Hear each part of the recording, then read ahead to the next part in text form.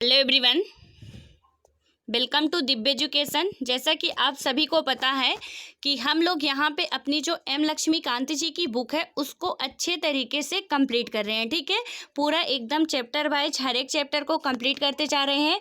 लेकिन यहाँ पे अब हम थोड़ा सा इसको बंद कर रहे हैं क्योंकि अभी हम पढ़ेंगे थोड़ा सा इसके बारे में, जो हमारे कुछ महत्वपूर्ण अनुच्छेद हैं। सबसे पहले इनके बारे में हम लोग समझेंगे, उसके बाद ही अब हम चैप्टर की बात करेंगे। ठीक है, क्योंकि अब जो हम पढ़ने वाले हैं, हमने संविधान का निर्माण पढ़ा, इसका हिस्टोरिकल बैकग्राउंड पढ़ा, इसकी प्रियम्बल पढ़ी, तो वहाँ पे आपको आर्टिकल नहीं थे। ठीक है, लेकिन अब जो हम पढ़ने वाले हैं तो वहाँ पे हमको हर एक जगह पे आर्टिकल मिलेंगे। इसलिए थोड़ा सा हम पहले आर्टिकल, जितने भी हमारे आर्टिकल्स हैं उनके बारे में अच्छे से डिटेल से समझ लें। जो आर्टिकल्स हैं या अनुसूचियाँ हैं, उसके बाद जब हम अपना चैप्टर पढ़ेंगे तो हमको और अच्छे तरीके से, बेहतर तरीके से समझ में आएगा और आप सभी भी समझ पाओगे। ठीक है, तो ये जो स्लाइड में आपको दिख रहा है और जो मैं बोलती जाऊंगी आपको अपने नोट्स में नोट करते जाना है। ठीक है, तो आप में से जो भी नोट्स या पेन लेके नहीं बैठे हो तो आप लोग ले लीजिए, क्योंकि ये बहुत इंपॉर्टेंट है और आपके हर एक क्वेश्चन में या हर एक एग्जाम में ये पूछे जाते हैं। इनसे 2-4 प्रश्न तो बनते ही बनते हैं। ठीक है, तो यहाँ पे आज हम जितने भी हमारे कुछ इम्पॉर्टेंट जो आर्टिकल्स हैं उनके बारे में बात करेंगे।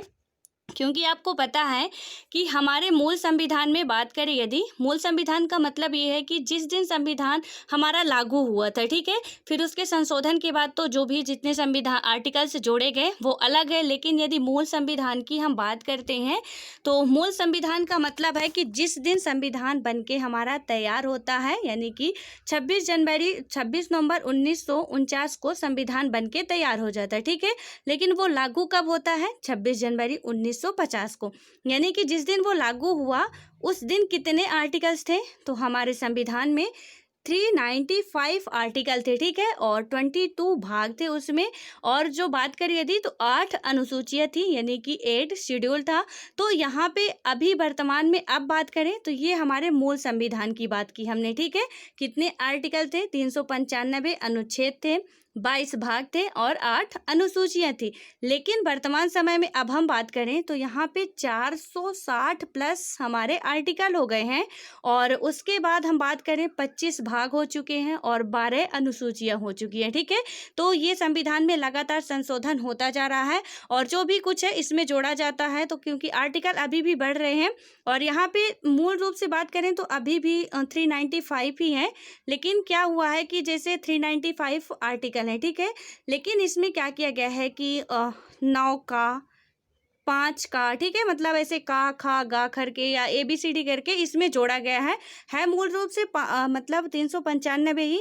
लेकिन इनमें ही जैसे कि अनुच्छेद 1 में ही जोड़ दिया गया अनुच्छेद 1, फिर उसके बाद अनुच्छेद 1 का, अनुच्छेद 1 का खा, तो ऐसे ही जोड़ा गया है इनमें। और इसीलिए इनकी जो संख्या है वो लगातार अभी भी, मतलब जो भी संशोधन किए जाते हैं, क्योंकि जब भी हमारी एक जो भारत है हमारा एक विकासशील देश है। ठीक है, और वहाँ पे जो भी, अब ऐसा नहीं है कि जितना पहले बन गया है उतना ही रहेगा। बहुत सी बातें हैं जिनमें संशोधन करना जरूरी हो जाता है, इसलिए लगातार जितने भी संशोधन हो रहे हैं तो इनका नंबर भी बढ़ रहा है। तो अभी हम बात करें तो 460 प्लस हमारे आर्टिकल हैं। ठीक है, कोई एक मूल इसका डाटा नहीं है कि आप कह सकते हो कि 460 ही है या 465 है, क्योंकि कहीं कहीं पे आपको 465 ही दिखाता है। तो वहाँ पे आप ये कंफ्यूज मत होना, 460 से अधिक आप ऐसे लिखते हो तो भी आपका राइट आंसर होगा। ठीक है, यानी कि अब हम बात करें तो वर्तमान की स्थिति आपको पता चल गई।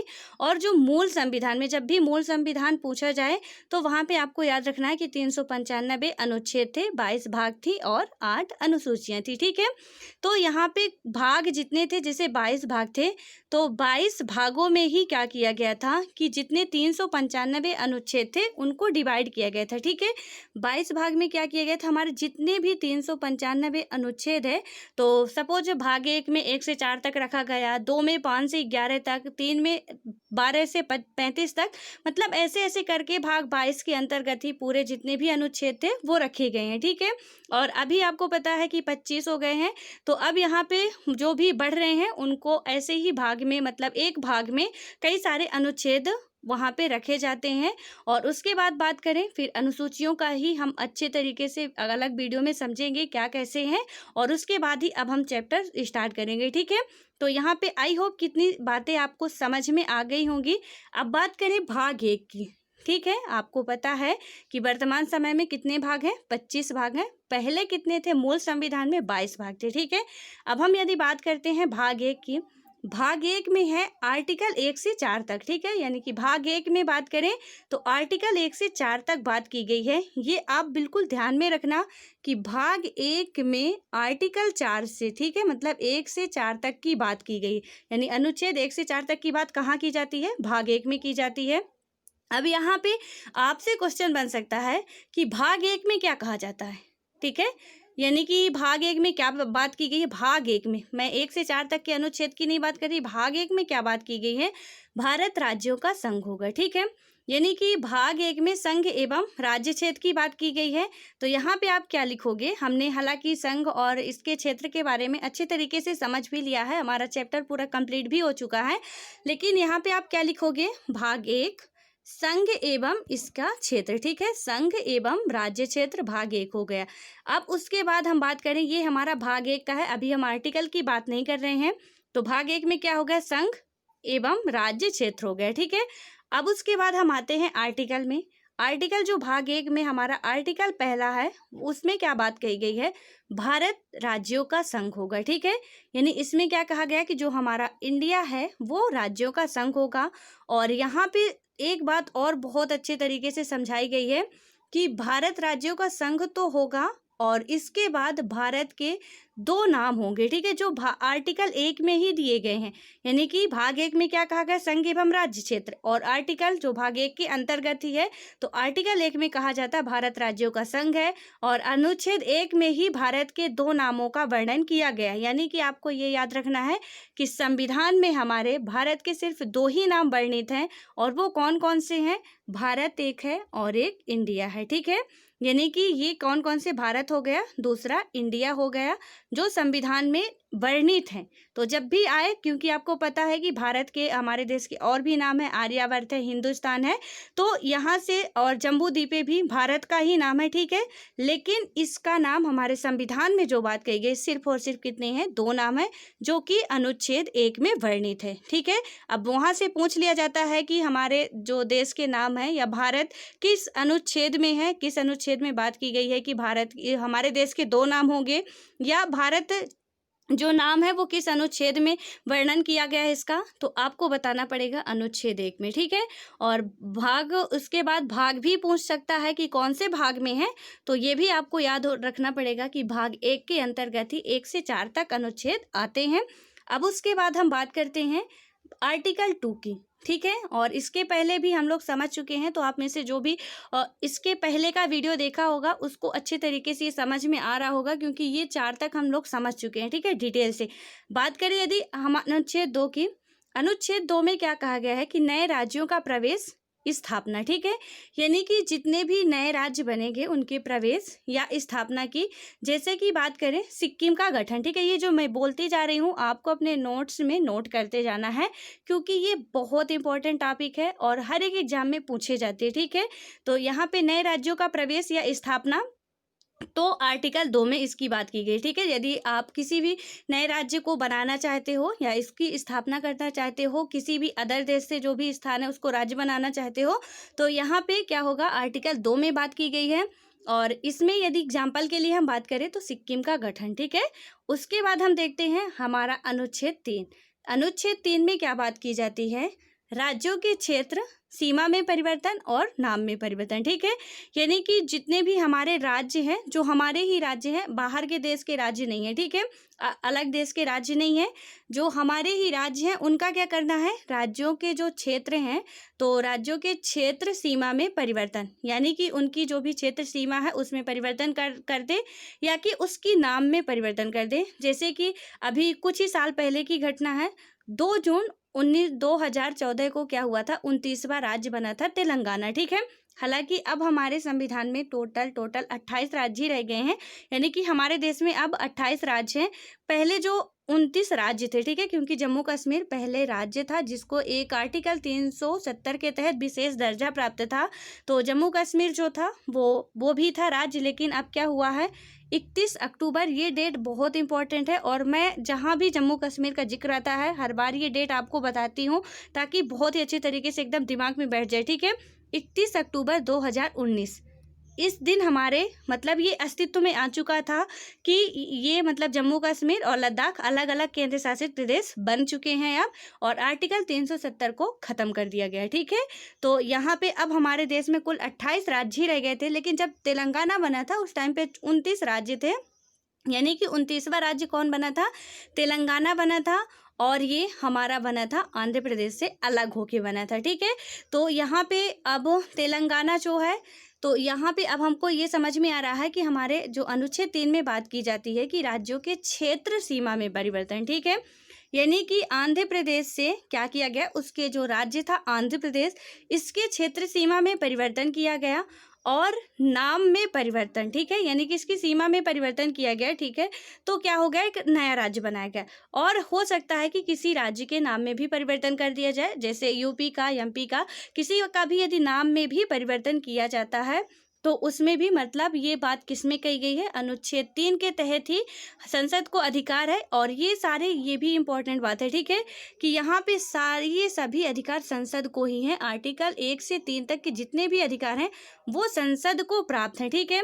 लेकिन संसद को यह अधिकार प्राप्त नहीं है, हमने अपने जो चैप्टर में पढ़ा था वहाँ भी मैंने समझाया था आपको कि हमारे संसद ये तो अधिकार है कि वो सीमा में परिवर्तन कर सकता है और नाम में परिवर्तन कर सकता है, नए राज्यों का गठन कर सकता है, लेकिन इसकी सीमा समाप्त करने का अधिकार नहीं है, या अपने राज्य के किसी भी भूभाग को किसी दूसरे देश को देने का अधिकार संसद को नहीं है, ठीक है। तो आप नोट करके यहाँ पे नोट करके ऐसे, ठीक है, very very very important topic डाल लो, चाहे जितने BBI लिखना चाहो, इसमें आप लिखोगे कि इतने 1 से 3 तक तो ठीक है, इनको अधिकार है, लेकिन यहाँ पे आप नोट में लिखोगे कि संसद को जो राज्य की सीमा को समाप्त करना या कि अपने देश के किसी भी भूभाग को दूसरे देश को देना, ये संसद के अधिकार क्षेत्र में नहीं है, ठीक है। यानी कि राज्य की सीमा को समाप्त करना, और या कि संसद उसमें परिवर्तन कर सकता है आर्टिकल 3 के तहत, लेकिन उसको समाप्त नहीं कर सकता, ठीक है।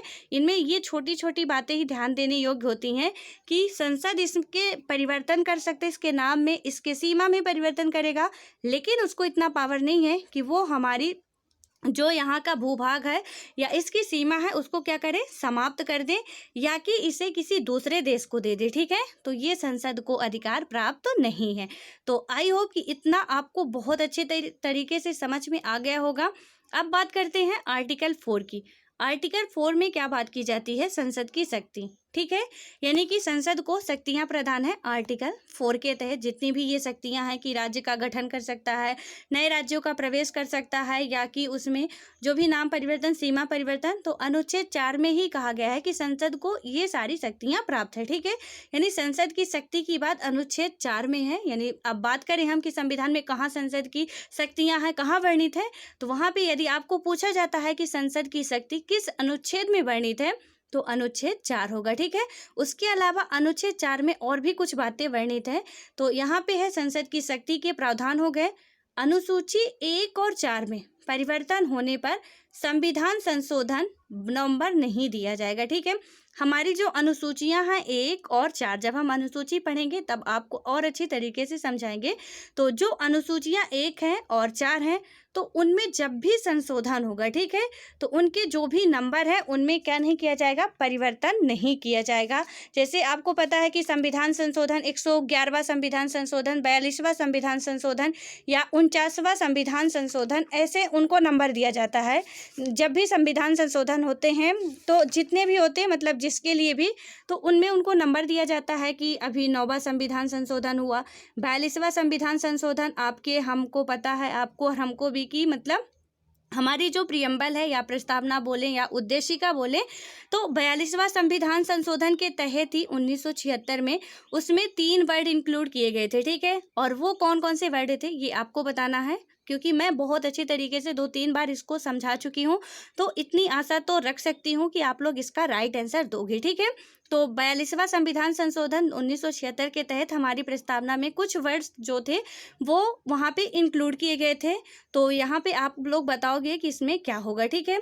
अब उसके बाद बात करें यदि हमारी जो अनुसूची 4 में, मतलब अनुसूची 4 में क्या बात की जाती है, जो हमारी चौथी अनुसूची होती है कि राज्यसभा में स्थानों का प्रतिनिधि यानी कि आवंटन जो भी होता है राज्यसभा में स्थानों का। और अनुसूची 1 में बात की जाती है कि जितने भी वहाँ के जो भी राज्यों का संघ होगा, या कि इसमें हम मूल रूप से यदि देखें तो संघ राज्य या संघ राज्य क्षेत्र होता है, ठीक है। तो ये जितने भी होते हैं अनुसूची 1 की, यहाँ आर्टिकल 1 की बात नहीं की जा रही है 4 में, ठीक है। यानी संसद की शक्ति का प्रावधान 4 में है और अनुसूची 1 और 4, ठीक है। यानी कि आपको ये बहुत अच्छे तरीके से याद कर लेना है, अनुसूची 1 और 4 इनमें क्या किया जाएगा, जब भी संशोधन होगा तो संशोधन नंबर नहीं दिया जाएगा। आर्टिकल 4 के तहत ये बात कही गई है, ठीक है। तो आई होप कि ये सारी बातें आपको समझ में आ गई होंगी और आप लोग इसको अच्छे तरीके से नोट्स भी अपने नोट्स में नोट कर लिए होंगे। अब इसके बाद हम बात करेंगे यहाँ पे अपना भाग 2 नेक्स्ट वीडियो में, और भी अच्छे तरीके से समझेंगे कि क्या कैसे इनमें बात की गई है। सबसे पहले अब हम ये पूरे जितने भी संविधान हैं उनको शॉर्टकट में समझेंगे, उसके बाद ही हम चैप्टर में जाएंगे ताकि हमको सारी बातें आसानी से समझ में आ जाएं, ठीक है। सो मिलते हैं नेक्स्ट वीडियो में, तब तक के लिए बाय बाय। पढ़ते रहो आप सभी, ऑल द बेस्ट।